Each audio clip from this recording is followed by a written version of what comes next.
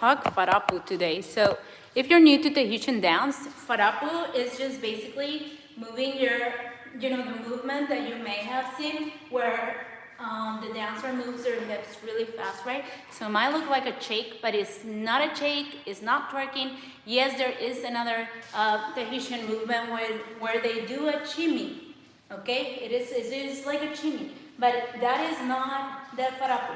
Farapu is actually just doing that hip circle, right? Like just doing it at a fast speed. So how do you achieve this? How do you achieve a clean farapu?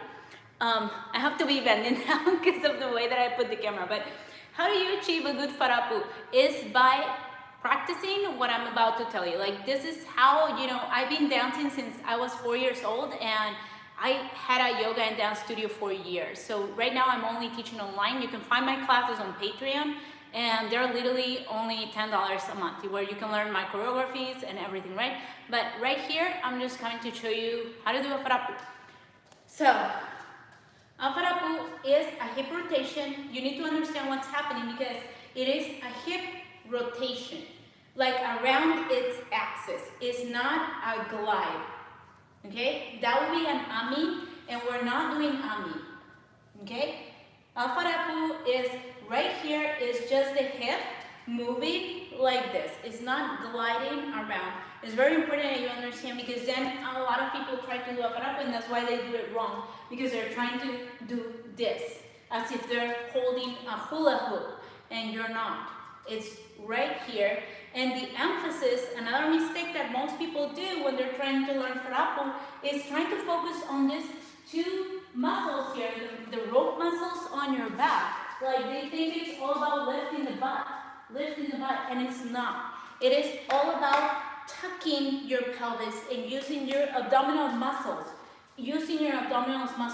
So the lifting of the butt will come naturally, because it is such a natural posture for you to be like this, tucking in, that your body will whiplash and release the hip. And of course, we're going to activate the back muscles too, right? But this is the focus, the front, not back.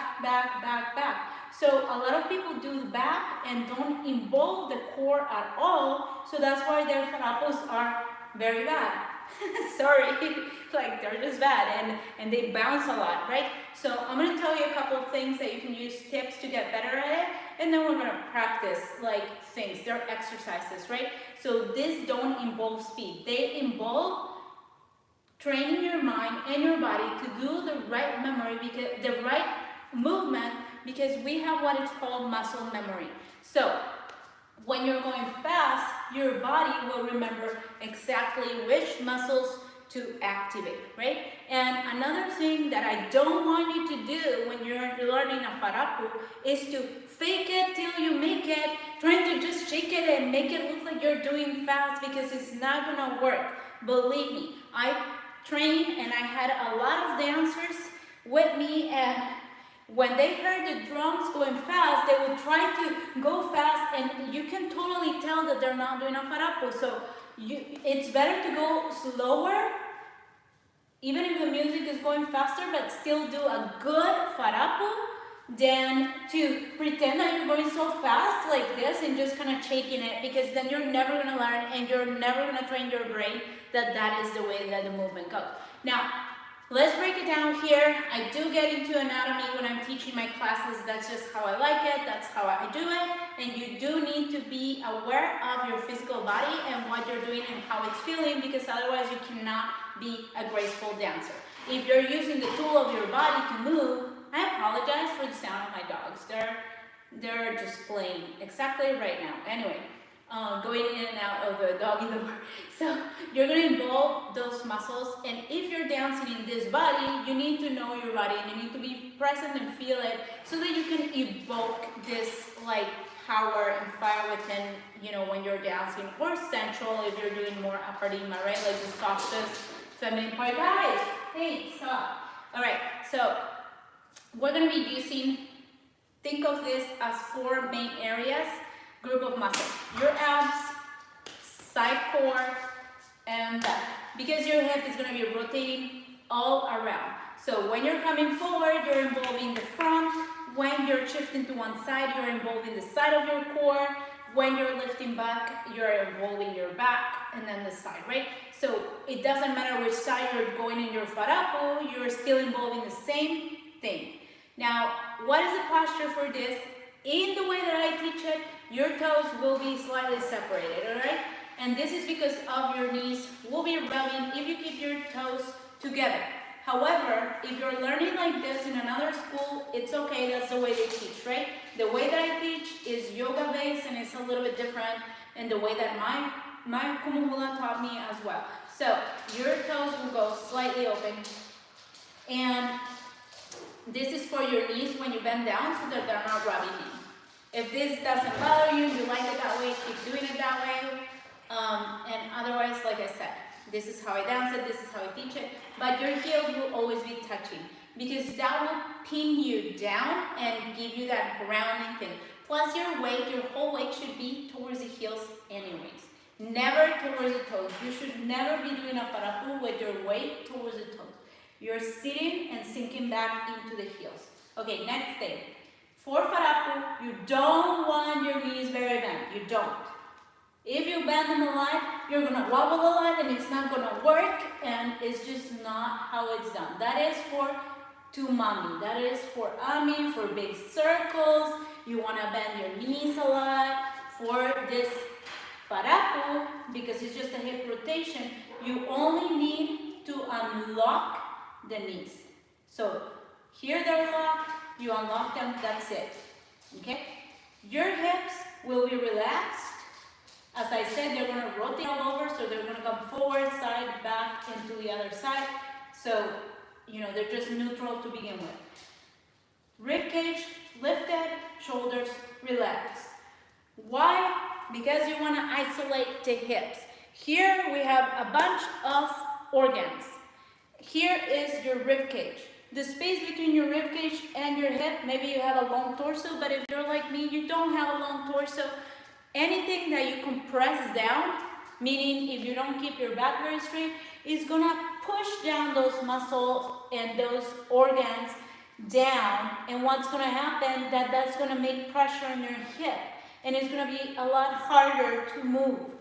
It's going to be a lot harder. So you want to isolate so that your spine is as lifted as possible, right? Plus this will give you a way cleaner look, more graceful. You're not going to look graceful if you're dancing like this. And I emphasize a lot of this because I did have it a lot with my students, especially the younger ones, the teenagers or preteens, like this, dancing like this. And so you cannot be a beautiful dancer, straight dancer, like, a great dancer, graceful dancer, if you're standing like this. Like, I'm sorry, but this does not look good, okay? You gotta stand with confidence. You're beautiful, you're feminine, you're there to entertain and to show your good talent. So you wanna straighten up, right? Be proud of who you are, feel beautiful, whatever, talented, like, don't slouch, don't hide from the world. Show up yourself. So straight up, shoulders relaxed, you're engaging your back, isolating. This doesn't mean that you're like this either, okay? So you're gonna learn to feel this position, and I know if you're new to this, it might feel very awkward. It's completely normal, but eventually you're even gonna be walking with grace, right? Because we don't wanna be walking like this. It's not good for your back anyways, it's gonna cause you back pain. So, oh my gosh, this dog. Guys, can you stop? Lay down, just lay down, calm down. I don't know if you can even hear them, but I can hear them. They're just going back and forth from the doggy door. Anyway, they're so cute though. I love them, don't get me wrong. But they need to calm down. Okay, so straight up, this is Cleo and that one's Taki. That one's Taki, the boxer. So straight back, right? And that's it. I recommend that you practice with your arms out when we're doing this so that you keep your back as straight as possible. Or your arms behind your head. But I don't want you to interlace your hands because then you're gonna do this. And that's what I don't want you. I want you to get used to dancing this. Like once you hit the stage, once you hit my classes, you have to be straight, walking tall and proud. That's it. Okay, So out to the side, we're going to be practicing this hip circle. It's literally a hip rotation right here. Right here. If this is difficult for you, keeping your arms out, please bring them up into your head right here, but don't interlace the fingers. You're gonna have to work at this. You know, I know your arms might burn, but then they're gonna stop burning, believe me, because you're gonna get strong and they're not gonna burn anymore. So now, let's go over this again. Slow here, which I told you, heels touching, toes slightly open, hips relax, lifted, shoulders relaxed, and you can put your arms out straight into the side so they're not higher than your shoulders, they're not lower than your shoulders, they're straight like a letter T. Okay, so we're gonna start here by shifting the weight to one side, tuck it forward, hold it there, shift it to the other side, lift the butt, and again. Right? Now it's very important, I'm gonna keep doing it, so you keep doing it slow, just slow like me, but try to reach all the edges of what you have, meaning use all as, like pull your butt out as much as you can without folding yourself, don't fold yourself, and tuck it in without like doing this, like just hip work. Feel your hips in your core, and I'm gonna continue to tuck in the meantime. Keep doing this as much as you can. Slow is fine. So when you're building these muscles, and then you feel very good doing this, I want you to feel how the engagement of the muscle shifts. I want you to feel how it feels in your belly, in the sides, and in the back. Because when you're not dancing in a tutorial, when you're dancing on stage, when you're dancing for somebody, you're not gonna have a mirror. You're not gonna know. So I want you to learn to feel it, so that you know that when you're going fast and faster and faster, you don't start doing this. Because you're going to know that if you're doing this, you're not engaging. You're going to be like, oh my gosh, this doesn't feel like I'm engaging my core or anything. I'm just doing my legs. So no, it doesn't feel like that. So you're going to know that even if you're going faster and faster and faster and faster, you're still engaging all these muscles. Like you should be tired. Like literally, you should be tired here and the back. Okay? So don't go faster than what you can. Focus on technique. Once you have that technique nailed down and you master that, then you can focus on speed, and that is going to come very fast. I promise you. Okay? So, what exercises can you do to get your farapu better? There are some simple exercises. One of them is literally you're going to open your legs. I'm going to do it to the side because I don't want to flash anybody, but you're literally going to bend down with your toes slightly open, just like I am right now. I'm going to do it to the side. And you're going to bring your hands up. Again, don't interlace the fingers or keep them out, but it's better to have them in your hands. And you're literally just going to bend slightly your knees. Not super bent, just bend slightly and lift your butt as much as you can without moving your torso. So like don't bend down like this. You want to isolate just hips. And you're going to bring this and then you're going to tuck it in forward as much as you can. You should feel your low back opening and it should feel really good. It's relaxing for the low back. But again, notice that my shoulders are not, I'm not going like this, okay? You should not feel anything like stretching in your thighs. It's just your core here. Out and front. Out and front. And you're not going to straighten your knees at all, okay? They're slightly bent. So you lift out and tuck in. Now this, you want to do it as slow as possible and as far as your body allows you, because you're strengthening. You're strengthening and you're opening your back and your hips and everything that needs to be worked upon for a farapu, so that your farapu is not a little tiny circle like this, right? Because if your back is not very open, your farapu, it's still going to be a circle, but it's going to be a tiny circle. Same thing if your core muscles are weak, is going to be a small circle. So you want to try to make it as wide and as big as possible, but this has to come up from that slow practice. So you're going to be practicing that, what I'm telling you. front and back. You literally can be watching TV, you can be scrolling, like whatever, or just put some music that you like. You're literally gonna lift and drop. What I want you to emphasize is to reach your maximum potential here. Like don't just go like this. Like really reach out, like really feel these muscles engage, really tuck in and really feel them engage. And you can change your arms, right? If you get tired of the arms, bring them out, front, bring them out, front, out. Really stick your butt out and really stick it in, right? Arms up. 1, 2, 1, 2, 1, 2. Okay, that's one form of exercise that you can do. You can do way more than that, right? Like not only like this little that I did, but you can do 1 minute, 2 minutes, like whatever. Repetition is key. The more that you repeat these movements, the more familiar they're gonna feel to your brain, to your body, and the easier they're gonna become. It's just like everything else. If you're learning to drive or to paint or whatever, play piano, like whatever you do, the more that you do it, the easier it becomes, the faster you're able to do it, the more you master it. So it's the same with this, right? And always thinking of yourself is very important, guys. I always taught this to my students. It's very important the way that you see yourself. You're gonna see yourself as a very good dancer. It doesn't matter if you're not a very good dancer right now.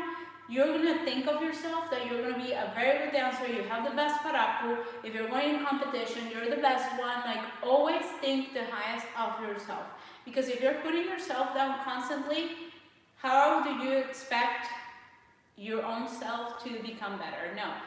You're the best one. You do it very good. Your farapu is amazing. It's so easy for you. You're so strong. Like, that's how I made my farapu look good. I'm always thinking that my farapu is very good. That's it. Like, you know, anyway, the other exercise that you're going to do the same thing. You're going to open your legs just like that. Like toes slightly open. Bend down enough so that it feels comfortable for you. And same thing. Arms up. Do not interlace the fingers. And this time, you're not going to rotate the hips right here, but we're going to glide as much as we can. So as you notice, a farapu will be right here. We're not doing that right now for the exercise. We're gliding and lifting. So we're doing the rotation of the hip like this, but we're also gliding around, right? Because if not, this will be just gliding around. This will be just hip rotation. So we're combining the both of them. We're lifting and reaching out as much as possible. Same thing, you don't want to be folding down and going like this on the shoulder section. You just want bottom part to do this. So arms up, straight back. Do not interlace the fingers. And shift to one side. Glide, tuck in, glide, tuck out. Again, tuck in as much as you can. Reach your maximum extension. Like, use those muscles. Out. I think I didn't say this, but breathe. Please breathe. I had this like with all my students, majority of my students, they will be so focused on this and they will forget to breathe. Like, it was so funny. So make sure that you get yourself used to being. So this requires a lot of concentration. I know that. You're concentrating, you're focused, you're present in your body, and that is the only way that you can become an amazing dancer, right? So straight back, tuck it in, always have the attention on your body and how it's feeling for you. Now let's shift directions. Out, front, as wide, don't get lazy, as wide as possible. Okay, don't get lazy. Don't get lazy, like feeling. What I mean, don't get lazy is like, don't do just a little bit. No, reach as much as you can. Like over-exaggerated, lift these hips, but don't move the upper body, right? Like we're not bending. Okay, that's the other exercise. So you got two exercises to do. You got the push front and back, and you got this big ummies. And now I'm going to tell you another one that you're gonna do. And is the hip rotation as if you're doing a farapu, but you're not going to do it fast. You're going to do it really with a lot of strength. So put your heels together, your toes slightly open. I'm going to be on this side. I'm going to be forward and then turn around. And so now you're just going to do the hip rotation. Just exactly how you would do for a fast farapu, but in really slow motion. And breathe. Really breathe. Now, I didn't tuck to the other side, but also tuck it to the other side. Okay? It's important that even if you have one side of your farapu that is really, really good, you want to use that one for when you're going to dance. You want to show off that side, but I want you to practice both sides, because a very skilled dancer will be able to do both sides, both farapus to either side, and also because this will, if you're serious about the dance, over time, if you only do one side of your body, of your muscles, of your hips is going to be way more developed than the other side, and then you might be experiencing like knee problems, hip problems, or anything like that. So you want to make sure that you're balancing and using, both sides of the muscles during your practice, right? During your practice, make sure that you're shifting one side and then shifting to the other side. Okay, so let's do that again. I'm going to do it from the side now. Let's try keeping the arms extended out, heels together, toes slightly open, knees just bent enough for the farapu. Straight back, shoulders down, and begin rotating right here. Tuck in, slow. Tuck in, really feel the burn. Tuck in. Don't lift the heels from the floor. When you're going fast in the farapu, if you feel that your heels want to lift, naturally, it's okay, don't fight it, but I don't want you to think that a farapu is lifting the hips like that, that is part of it. It's not, okay? It's only if you're going very fast and they're naturally lifting because of the way the length of your legs or your feet or whatever, then it's fine. But I don't want you to think, because if you are watching other people that are doing farapus, maybe you have noticed that some of them seem to be doing this, but they're not, like, that's not how you do a farapu naturally. Like, you don't need those heels. It's just they're doing that because for their, sometimes you might see one foot like that, but you don't have to do that. Like, that is not necessary. If it comes naturally with the hip movement and the hip speed, so be it. But what I'm trying to say is you don't need to practice doing this, okay? And that's it. So let's practice now, just farapu to both sides. I'm going to practice at a slower pace, just different arms. No music, because they always like send me copyright, whatever, like they're, sorry, no music. You can put music in your house though. Okay, so bring your arms up, straight back, heels together, toes slightly open, knees slightly bent, straight back, relax the shoulders, breathe, and begin. Forward. 1, 2, 3, 4, 5, 6, 7, 8. Shift side. 1, 2, 3, 4, 5, 6, 7, 8. Arms out, shift side. Make sure you're doing the whole thing. Abs and back should be getting like burning. And out. 1, 2, 3, 4, 5, 6, 7. Shift side. 1, 2, 3, 4, 5, 6, 7, 8. Arms up. They don't need to be touching. It's okay if they don't touch, but they're right by your ears. Don't hide your neck like this. Keep shoulders relaxed. 5, 6, 7, 8. 1, 2, 3, 4, 5, 6, 7. Shift and 1, 2, 3, 4, 5, 6, 7, 8. Okay, let's repeat to the other side. Same thing with the arms. Okay, so I'm not going to stop now anymore. I'm just going to say shift or change your arm.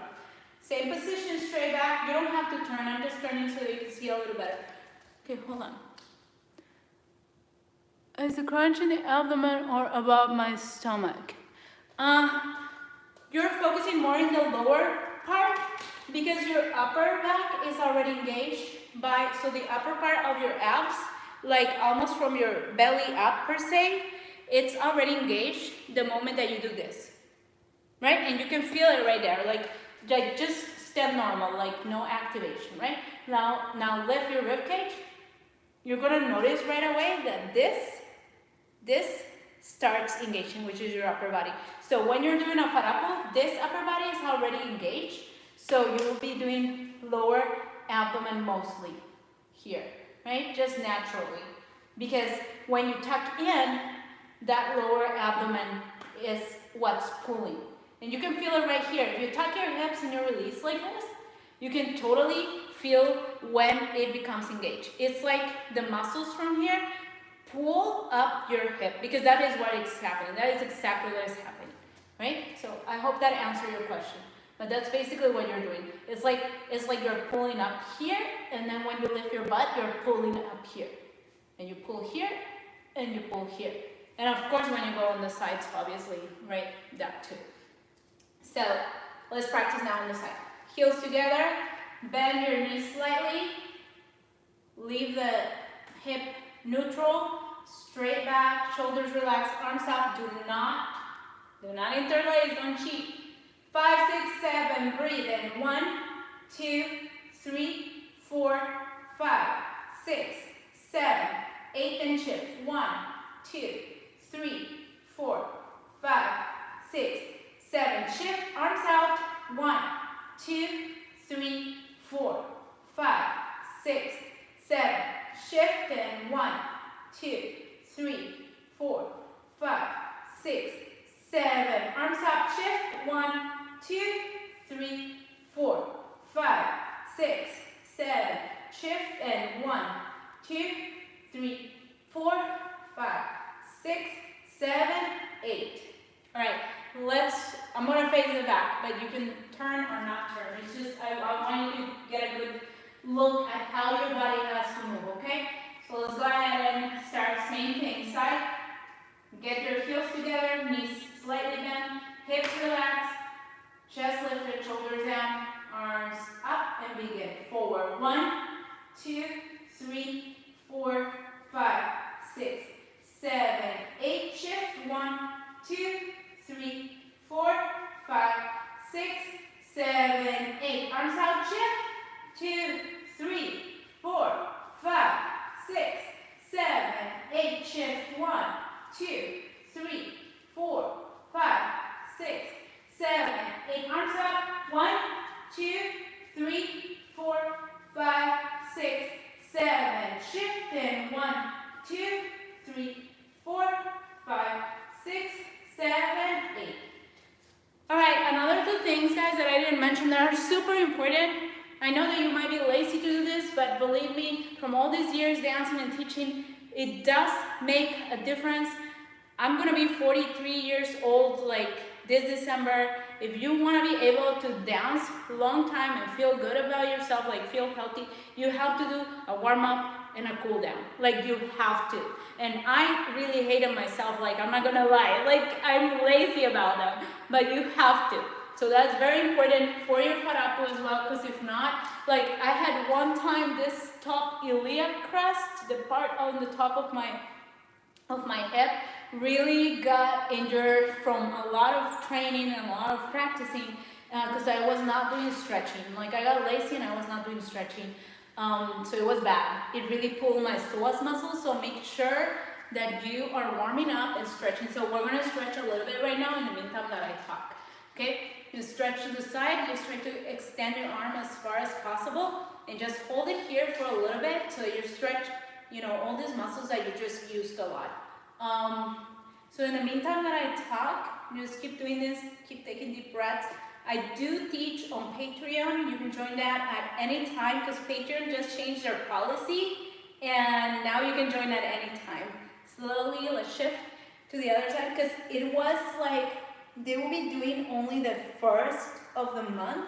So whomever joined after, they will not prorate their membership, but now you can. So, you know, if you like my style, if you like to learn more, I teach everything like afatas, opes, you know, aparima, which is the one with music or slower form of Tahitian. I also teach hula dancing, I teach belly dance. I've been dancing since I was 4. I have a lot of experience. All right, and I'm a yoga instructor too, which I don't teach yoga anymore, but let's just work on here, putting your feet hip width apart.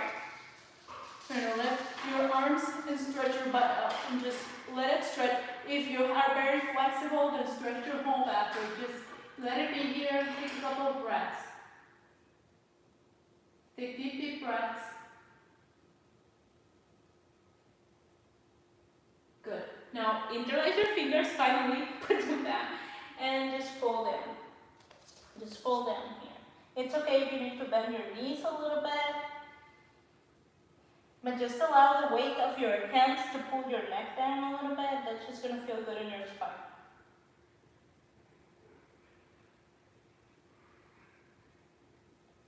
Alright, slowly come up. Get your legs together. We're going to squat down. Just if you cannot squat, then you don't squat. And just come here into the tips of your toes and just try to straighten up. If you can put your hands here, do that. This is good for your ankles. This will train your ankles, your feet, stretch them and make them strong. It's also for your balance. This is a yoga position, but I love to use it a lot because this helps for tekis, for Tahiti, and for my gosh, I forgot, for the duck walks, like all that, like anything that you're doing down here, like moving your hips like that. Tekis are everything that you're doing in your tiptoes, right? So that will give you balance, and I like to add them into my stretches. So also do your dancer pose. Get a hold of your foot and stretch. Stretch back. If you're coming out of balance, put your hand on the wall. But all these stretches, I add them because they're good for your body. They're targeting the muscles that we use, but also because they're building you strength. Because when you're getting more advanced and you want to learn to do your farapus and like moving to one foot or whatever like that, you're going to need balance. When you're wanting to learn to go into your tiptoes, when you're wanting to learn to do anything that you're trying to do, tiptoes with one foot, you know, when you're trying to go low into your hip, whatever, you're gonna need that balance. So I love to add this, like, you know, exercises that are so helpful from the yoga practice. Let's do the other leg. Let's do the other leg and stretch out. If you join my classes on Patreon, I do all of this. Like, I add a lot of like yoga stuff that is gonna help you. Obviously, it's not a yoga class, but it will help you improve a lot your Tahitian practice, your dance, and build your strength, okay?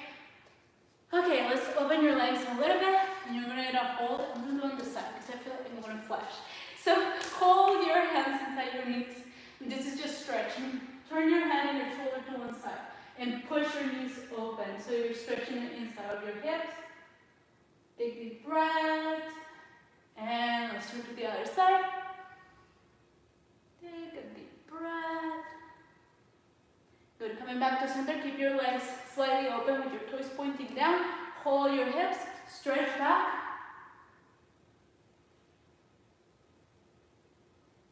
And come forward. Just relax here, take a couple of breaths once again. Exhale. Good, slowly roll up. And that's it, guys. We're done with the class today. Thank you so much for joining my channel. If you want more content like this, subscribe. If you want to join my classes, as I said, you can go to Patreon. The links are going to be in the description box or on the comments. And you can scroll down and check like what I have there. You cannot access the videos unless you're part of the membership, but you're going to be able to see what I'm teaching there. And there's a search bar. It's pretty much kind of like a YouTube, but it's on Patreon. And you go into the search bar and you just search like basic Tahitian steps or a particular dance that you want, choreography like aparimas or oteas, which oteas are the ones with the fast drumming, you know, where you go really, really fast and you bring out that fire within you. And we have the aparimas where they're soft and they look more like hula, they're more soft, romantic, you know, and you bring that feminine energy out in you. And that's it, guys. Thank you so much for tuning in, and I'll see you guys on another video. Bye.